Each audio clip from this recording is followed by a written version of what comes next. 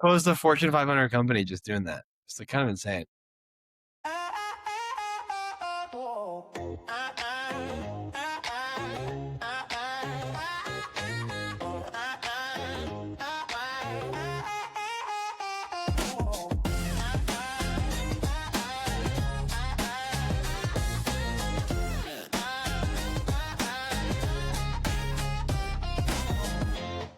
What's going on, everybody? Welcome back to another episode of Curiosity Class. Today, we have the one and only Jordan Winston. You know him, you love him, you've seen him on LinkedIn, you've seen him all over the internet. What's going on, sir?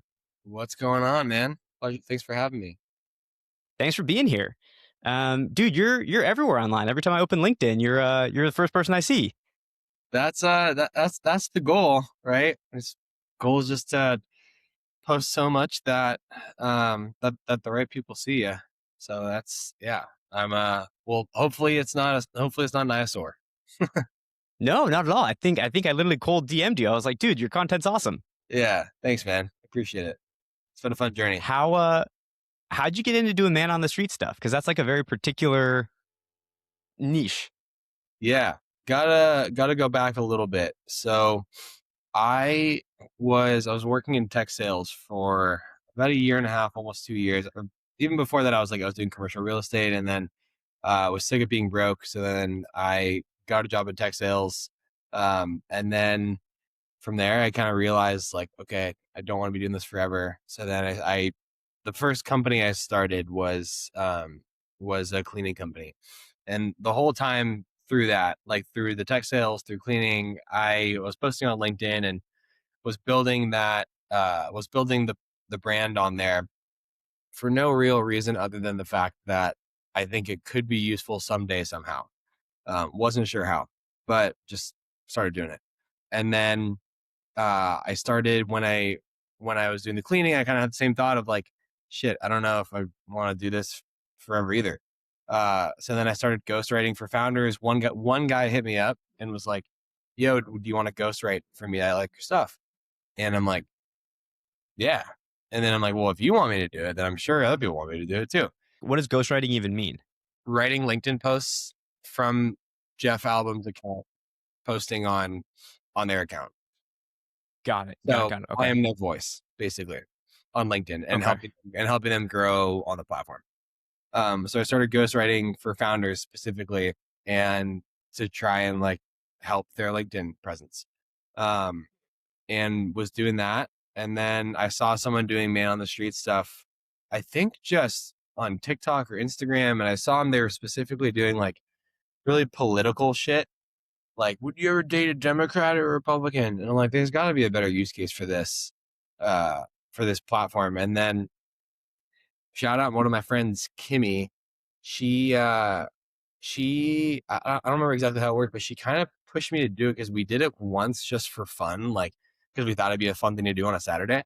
And then she was like, you're actually pretty good at this. You should go all in on it. And I don't think she thought I was going to take that seriously, but I did. And then in January 1 was when I fully went all in on street interviews. Dude, that's wild. Yeah. Funny little backstory. So, okay, wait, let's back up a little bit because you said a lot in that very I'm sure there's intro. a bunch to break down. Okay, so you started out, you're a commercial real estate broker. You're like, nah, it's not for me. Yeah. You went into tech sales. You were presumably doing very well. And then how did you go from you're in tech sales to I'm going to start a cleaning company? It's like a very natural progression. Oh, dude. How all good stories start. I was hammered at a bar, and there's this guy that I was hanging out with who he's actually a really weird dude. Looking back on it, but he kept getting these phone calls on a Ring Central number for, and I wasn't really sure what was going on, and he kept declining them. And I'm like, who's calling you, dude? It's Saturday at 8:00 at night and we're at a bar. Who's calling you right now? And he's like, oh, I have a cleaning company. My VA is picking up the call. I'm like, you have a what? And he's like, yeah, I run a cleaning company. And then for me, it was the light bulbs kind of went off because I was like, this guy's fucking an idiot. And I'm like, you cannot be smarter than me. And he wasn't. And so then I really just like, we kept drinking and I kept picking his brain and I'm like, I'm going to do this. Um, and I actually bought a course, dude. Like, I did one of those courses on like how to start a cleaning company, and the only valuable Okay. part of it were the other people in the course. The actual course itself, it's like whatever. It doesn't there's no information that you don't know. A lot of it's like how to file an LLC. I'm like, bro, you're charging $5,000. It's pretty dumb. But the community was cool. Um, and then yeah, and then I kind of just took some of the information and I ran with it, and then built that up to I think our biggest month we did like 50K in a month, which was Yeah, pretty that's cool. insane. I wasn't like making a lot of money, to be honest. I was making enough to survive, but not like, I wasn't rolling. I wasn't like taking home 30 grand. Margins are kind of shit. So So yeah, of that 50, what was the company able to take home, and we'll call it like bottom line profits, profit like maybe free like cash flow? $8,000, 10 maybe. Like Got it. Got nothing it. Got it. crazy. Like a very average living. And then 50K was like, people, that was like a lot for the program of people like Yeah. in the training course. I'm like, okay, yeah, maybe 8 to 10. Like I was surviving for sure. Got it. Got it. Okay. And so from there, you're like, okay, not this. Looking to pivot. Did this, Saturday afternoon interview. You're like, oh, I love this. This is super fun. Let's do it. Yeah, I think the biggest thing was like I didn't at that point in life. Like one of the reasons why I got into tech sales and got out of commercial real estate was like I want to have geographical freedom, and I don't want to be stuck to San Diego. And if you are in commercial real estate, you, as much as they say you can work remote, you can't. Like it's a very community based business, and I didn't Sure. want that. I wanted to be able to go gallivant for months at a time. Um, and so tech sales brought that freedom, and then cleaning kind of like put me back to that geographical constraint. And I'm like, I don't want that. I want to be able to go travel and do the thing. Um, and then yeah, and then ghostwriting like got me back to it. And then I'm almost back in it with street interviews now, but I can kind of do it anywhere. I was gonna say, because most of your stuff is in New York, and Yeah, like the most it, characters are in New York. I know. I keep flip flopping between like geographical freedom and then being constrained. But I was also like just natural interest wise, like I didn't feel the intellectual stimulation of like building a cleaning company. I was like, the people I'm working with are not, they're not entrepreneurs, and I kind of wanted to be like tech adjacent or like Hmm. somewhat tech forward, like in a tech forward industry. So now I work with a lot of like CPG companies and B2B tech companies, which I really like. I that's the industry I'm super interested in. So it's nice to it's nice to be a part of it, or find, I guess, like, my own way to be a part of it. Yeah, 100%. So starting in January, what's been like biggest lesson learned so far of start? Because it's a full agency model, right? Yeah, yeah. The biggest thing I've learned: do less. Say more. You don't need to do a lot. Like I have somebody said this, and I'm so not comparing myself to Bezos, but somebody said this to Bezos where they're like, Jeff, you have enough ideas to kill Amazon. And I feel that way a little bit where I'm like, I have a lot of ideas and things to do and models to copy and different places to take the business, but in reality, what's been working is making free videos for people that I really want to work with, DMing them saying, hey, I made you a free video. I'll shoot it over to you when it's done. When they respond, I go and make the video. And then I either post it if they don't respond, or I just send it to them. And then posting on LinkedIn and making my own street interviews. Like those three things: making my own street interviews, posting them on Instagram, posting a ton on LinkedIn, doing outbound on LinkedIn, and then making free shit. That's like what's gotten us where we are. So do those three things. Shut the fuck up. Don't like listen to anything else. Just do that, and that'll work. That's genius. Where you'll respond, or you'll send someone a cold DM and be like, "Hey, I made you a free video. Let me know if you want it." And then if they respond, you go and make it. Yeah, I'll just say like, I won't even say let me know if you want. I'll be like, hey, I'll shoot it over to you when it's done. Like the editors are working on it. That's so smart. Have you gotten the majority of your clients from one of those three methods? Dude, that's how I got Reddit. That's insane. Who did you message at Reddit? I was the Fortune 500 company just doing that. It's like kind of insane. And sounds like I'm bragging, and I definitely am. Like, but I think anyone can do it with a good offer. Um, they also just like really needed man on the street stuff, so that was the impetus. But one of the guys actually saw a video that I made on the train of me like sharing my dream or some shit. I was like, I went on the train in Manhattan, and I was like, I have a dream to build the biggest street interview ad agency in the world, and it went like kind of viral on LinkedIn. Mainly people just being like, "Bro, this isn't it." But some of the right people saw it, and one of those right people was the guy from Reddit, and and then he commented on one of my next posts saying like just doing the eye emoji at Reddit, and then I DM'd him. I'm like, "Yo, making a free video for Reddit right now," and then I'm actually going to their happy hour at 4:30 today. So it's funny. Dude, that's insane. Yeah, weird, right? So I'm a little bit of an internet rookie, and so I don't know a ton about like the different platforms and the strengths and weaknesses of each. So if someone's coming to you like, "Hey, man, I have this product. I want to promote it. I want to use paid ads." Yeah. What about LinkedIn and like what are your go-to platforms? Because it seems like you've kind of identified LinkedIn as one of them. So I guess number one, why, and then For number paid two, like ads? yeah, for paid ads or like just promotion and growing a brand in general. I think you almost have to work backwards from where your customers are. Like if you're selling B2C, then there's not really much of a point for you to be on LinkedIn other than your own personal brand and like connecting with other CPG founders. But and you need to be posting on TikTok and Instagram, which is where a lot of them live. I think even B2B founders should be posting on TikTok and Instagram, but because because all humans use it, right? Like, it doesn't matter if you're B2B. You're still, if you're an executive at demand base, you're still scrolling TikTok at night. Like, Sure. everyone watches it. Um, in terms of the different platforms, I just find LinkedIn the most bearable. Like, I can't stand, dude. I cannot stand Instagram and TikTok. Just it hurts my brain to even be on it, and LinkedIn does too, to a certain extent. But there's something weird, and I think a lot of people would disagree with me on this, but LinkedIn's it's a very positive place, almost like annoyingly positive, Hmm. too positive even.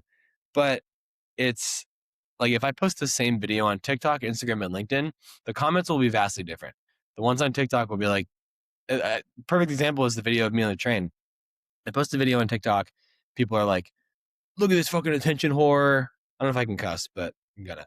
Yeah. Yeah, I was like, look at this fucking attention whore. This guy is just trying to shill his company. Instagram kind of the same, and LinkedIn is like, dude, I love you getting out there and like going to go do something different. And it's just positive.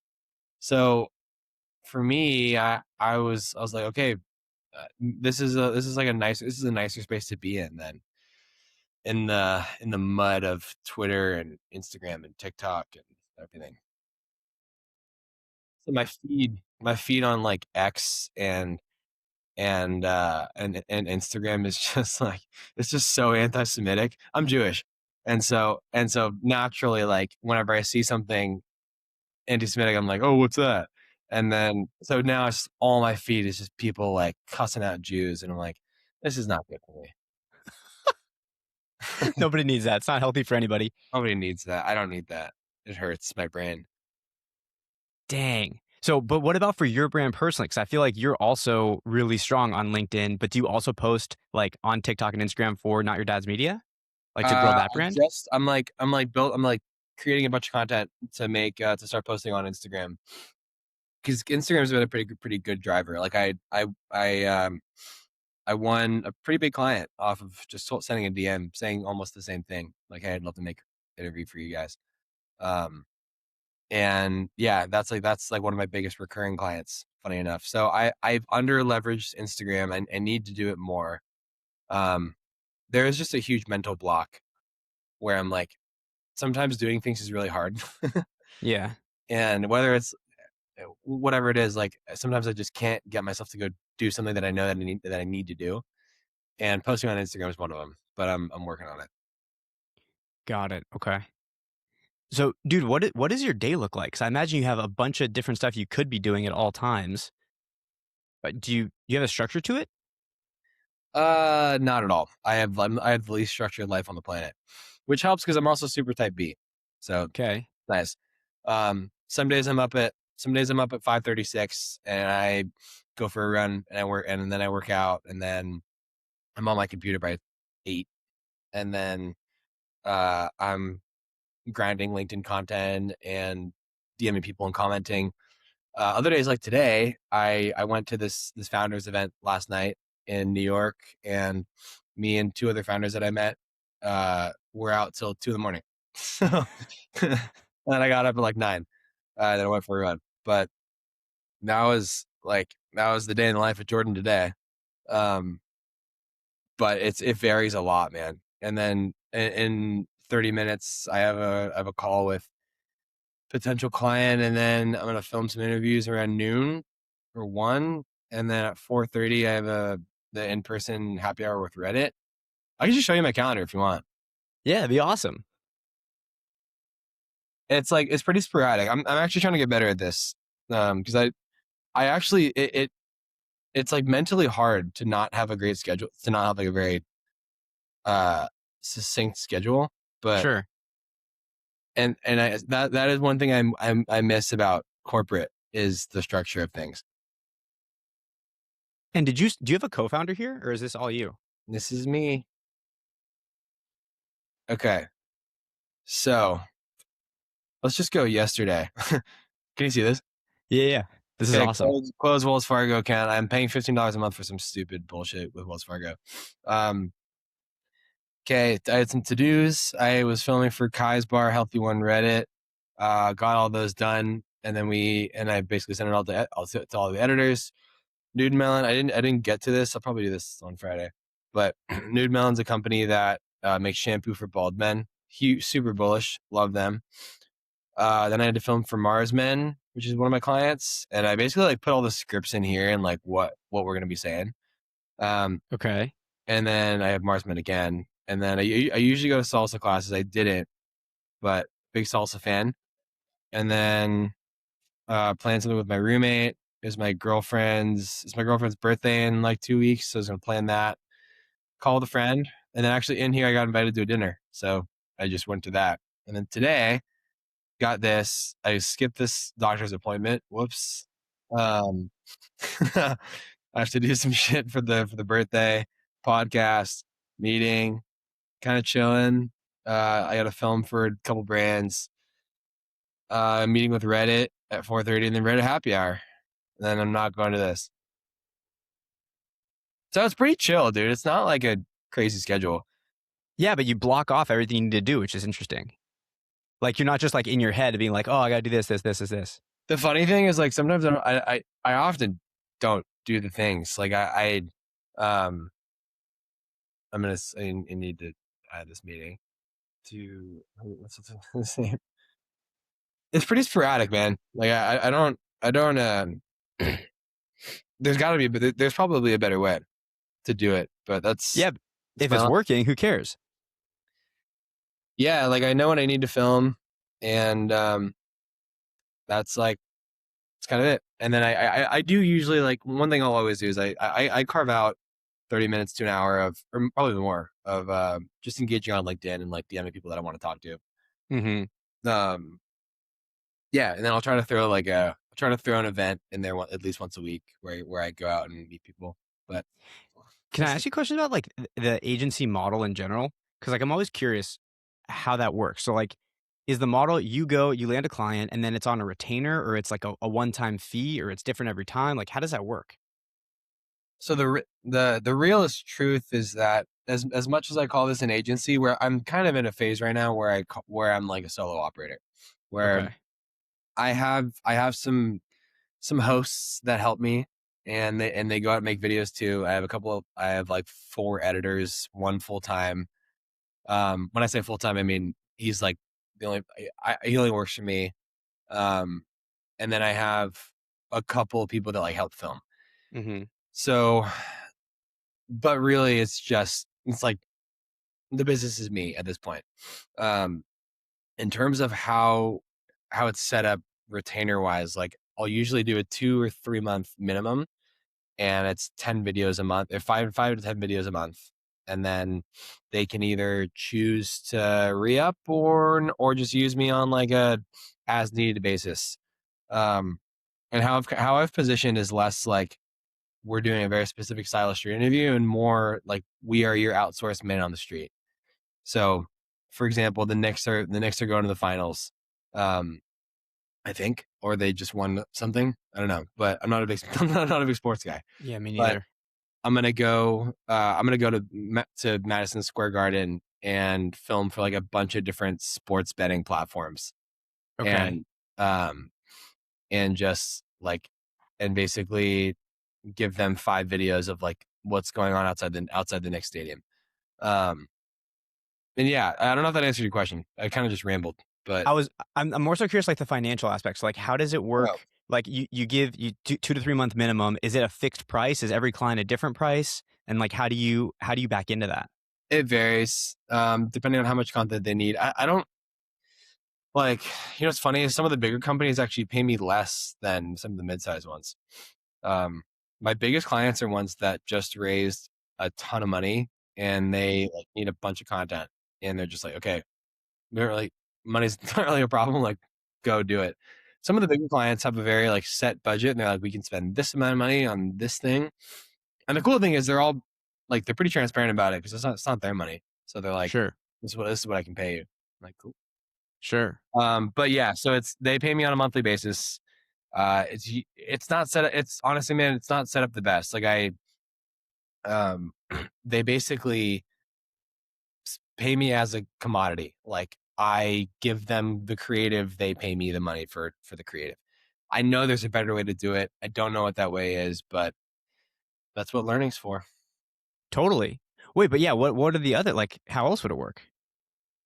I don't know, but Alex Hormozy wrote an entire book of talking about how to decommoditize yourself and how to create like whether it's an incentive structure or whether it's a whether you like vertically integrate yourself in different parts of the business, then Mm-hmm. there's different ways to do it. Like right now, I'm just a creative agency.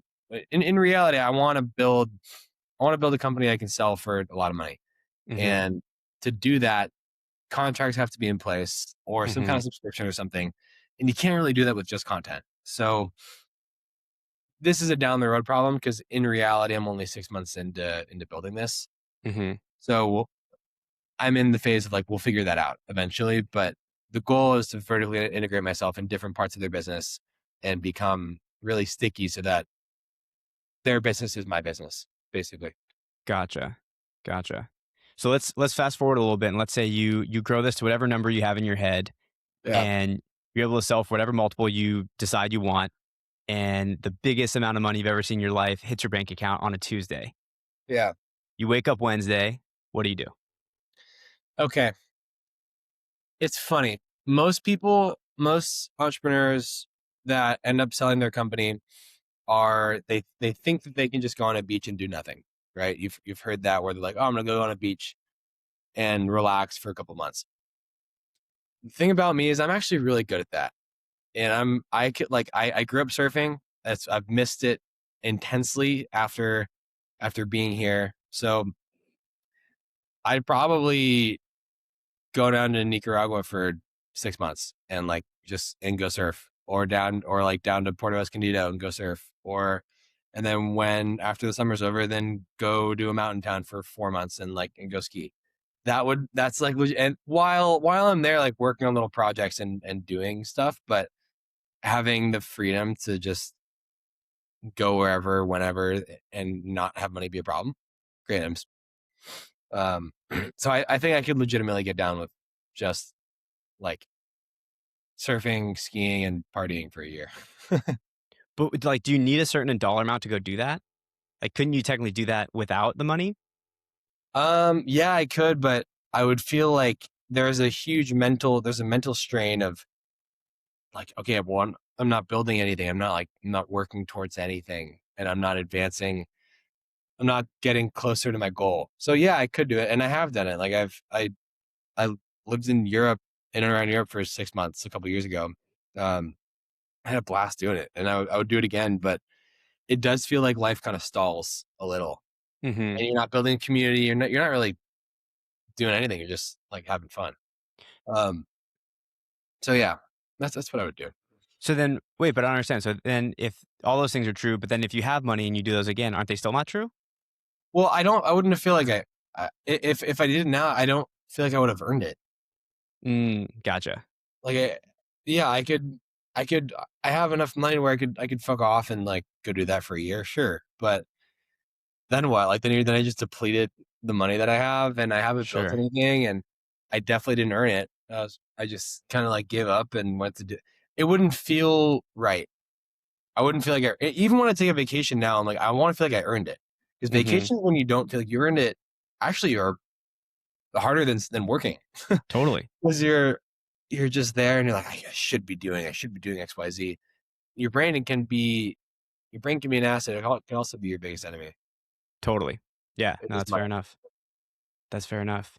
Yeah. What's as you've gone through this process, like, has there been anything that you've changed your mind about in the last 6 months? Like, as you've been building.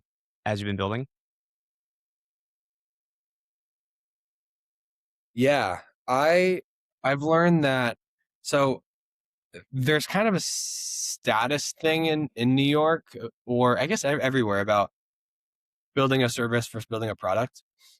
But um And what are those? like if you build a product and you raise VC money, then you are of higher status than if you're building an agency, for example. But what Interesting. I've learned is that there is such a thing as founder company fit or founder business fit. And one thing I really like, if shockingly, is people. And that's like I literally interview people every day on the street. Like obviously I really like people. Um I don't think I'd be a very good like solo investor. I like team games with I like the agency model of working with people every day. That's just me, and I don't think I would be a great like product founder at this stage of my entrepreneurial journey, so to speak. So what I changed my mind about was like dropping everything and building a product versus building out the agency model. And Gary Vee said it. He's like, I chose to build an agency because I love people. And I know it's not the best business model in the world, but it's the right fit for me. And so I kind of think that I I definitely believe that with the agency model for me now, like it is the right fit for my personality. Yeah. You can very much tell you're a people person. Yeah, it's not shocking. Yeah. What is the type of like, as a content creator, or I don't know if you consider yourself a content creator, but like, what types of stuff do you consume? So like, Mm, do you read books? Do you listen to podcasts? Are you a scroller? Who do you follow? Those types of things. yeah, content diet. Um, like every mid-20s man, my first million's a big one. Love my first million. I think, dude, everybody who's building a business in their 20s has a man crush on. It's funny. I was talking with one of my friends last night about this. One of my friends, her name's Kimmy, and she's the co-founder of a company called Sam's List. Who are her co-founders? Sam Parr and Joe Spicer, who are the Hampton guys, and also Holy the smokes. Sam's My First Million. Um, and Kimmy's like, dude, every guy has the biggest man crush on Sam. It's hilarious. People just use me to try to get to him. So My First Million's a big one. I definitely have a man crush on Sam and Sean. And then other than that, I read. I read. I'm reading a book right now called The Inner Game of Tennis, Yeah. which is basically mindfulness applied to a game, which is pretty cool. Um, I'm also reading East of Eden. Okay. John Uh, Steinbeck? yeah, John Steinbeck. And I've kind of gotten into novels. I'm not. I always felt like fiction was kind of a waste of time, but as I've grown and matured, I find it's really good for my brain. Enjoy that Totally. a lot. And then other than that, I do listen to Hormozy every once in a while if I need some motivation. And then Modern Wisdom's a big one too. Mm-hmm. Love Modern Wisdom. Oh, another one. Tetragammon. Yeah, Rip Rubin. Yeah, I like Tetragammon a lot. And yeah, I'm like a huge Palmer Luckey fan too. He's like I'm probably his biggest fan. I've listened to everything he's been on. He's your spirit animal? He, Palmer Luckey is my favorite human being on the planet. One of them that I've never met. Totally. Totally. Dude, that's awesome. Just like uniquely himself. I'm such a fan. 100%. Yeah. What are you looking for right now? So like, are you trying to get more brands to come in your door? Are you trying to get people to do video editing? What do you need? What are you looking for? Yeah, I was having a really in-depth conversation with Claude about this earlier, and was trying to figure out what exactly that is, and gave me a pretty solid like 3, 6, 9 month idea of like what the hell I'm doing. And so what I've learned is I don't want to have like this lifestyle business where it's just me as a solo operator doing this. I want to build something cool. And so what that's going to require is hiring. How do you hire? Well, you need money. Okay. So previously I'd make money and then I'd take it out of the business and then I would put it in the market or something.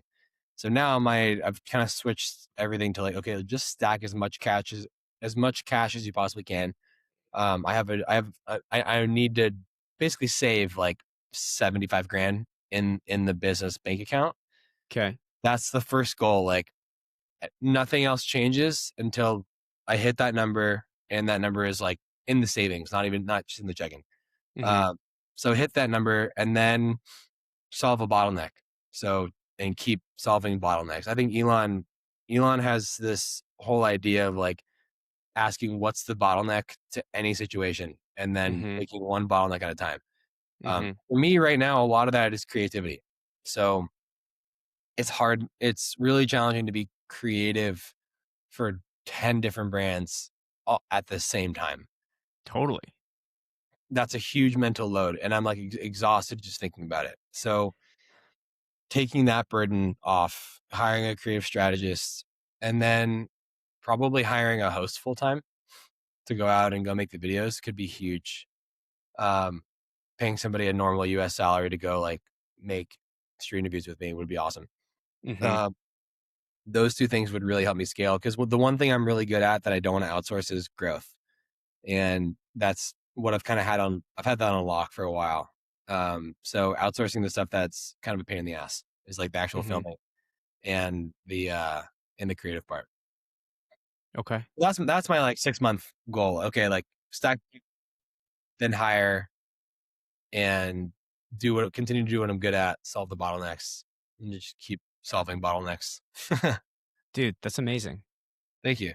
Yeah, that's my idea. Nothing's happened yet. Yeah, but it's good to have a direction. Now you know where to go. That's the direction I want to go in. You're a beast, man. Thank you. Thank you for being here. Yeah, Where can people find out more about you? Jordan Winston on LinkedIn. My bio just says street interviews, so you should be able to find me pretty easy. Other than that, Instagram Jordan Winston _ You can send me an email if you want to chat. Jordan@notyourdadsmedia.com. Or 105 McDougal Street in New York. And we'll link to the website, Not Your Dad's Media, as well. Yeah. Awesome. Dude, you're a beast. Thanks for being here, man. Thanks for having me. All right. Bye, everybody. Bye.